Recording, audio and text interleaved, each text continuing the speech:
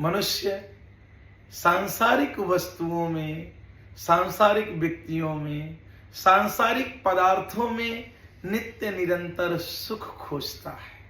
उसको लगता है कि सांसारिक पदार्थ मिल जाएंगे, सांसारिक व्यक्ति मिल जाएंगे, सांसारिक वस्तु मिल जाएगी तो मैं सुखी हो जाऊंगा। जबकि हमारा और आपका नित्य का एक अनुभव है कि हम जिस भी पदार्थ से सुख की प्राप्ति करते हैं उस सुख का परिणाम हमें दुखद प्राप्त होता है। हमें कुछ देर के बाद में उसी वस्तु से दुख भी मिलने लगता है। एक व्यक्ति एक घर में अतिथि हुए और घर के लोगों को भी पता था कि उनको लड्डू बहुत पसंद है। गृहिणी ने बड़े सुंदर और स्वादिष्ट लड्डू बनाए। उनको भोजन में सबसे पहले लड्डू ही प्रदान किए गए। बड़े चाव से उन्होंने पहला लड्डू खाया और शायद वो 100% आनंदित भी हुए।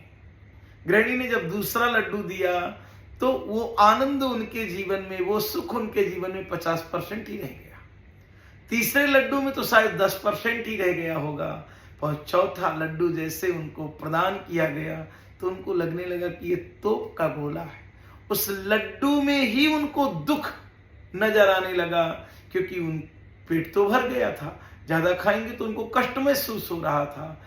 जो लड्डू सुख दे रहा था बाद में उसी का भोग, उसी का उपयोग उन्हें दुख रूप में प्राप्त होने लगा। इसलिए आप अपने अनुभव का प्रयोग करिए।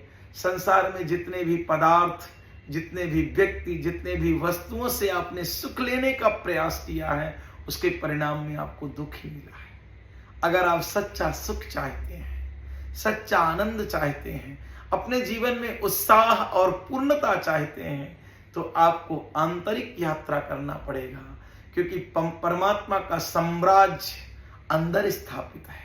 कबीर ने कहा है कि वहां करोड़ों करोड़ों झरने झर रहे हैं, वहां अमृत बरस रहा है, वहां प्रेम बरस रहा है। उस साम्राज्य में पहुंचने के बाद और कुछ पाना शेष नहीं रह जाएगा। आप पूर्ण हो जाएंगे, क्योंकि परमात्मा जो आपके अंदर बैठा हुआ है वो पूर्ण है। पूर्णमिदः पूर्णमिदं पूर्णात् पूर्णमदच्युते पूर्णस्य पूर्णमादाय पूर्णमेवावशिष्यते।